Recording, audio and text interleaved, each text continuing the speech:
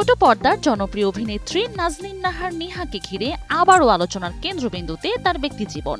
সম্প্রতি পাকিস্তান সফরের ভিডিও ও ছবি সামাজিক যোগাযোগ মাধ্যমে প্রকাশের পর নতুন করে জোরালো হয়েছে প্রেম ও বাগদানের গুঞ্জন।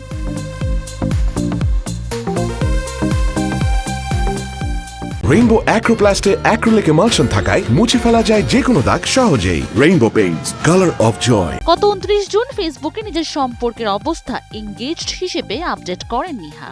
এরপর থেকেই ভক্তদের মধ্যে শুরু হয় নানা জল্পনা। শোনা যায় দেশের বাইরে ভ্রমণের সময় এক পাকিস্তানি যুবকের সঙ্গে পরিচয় থেকে গড়ে ওঠে সম্পর্ক, যা পরে বাগদান পর্যন্ত পৌঁছায়। তবে এই বিষয়ে এখনো আনুষ্ঠানিকভাবে কিছু জানাননি অভিনেত্রী। পাকিস্তান সফরে বিভিন্ন দর্শনীয় স্থানে ঘোরাঘুরির পাশাপাশি একটি আন্তর্জাতিক ক্রিকেট টুর্নামেন্টের ফাইনাল উপভোগ করতে দেখা যায় তাকে।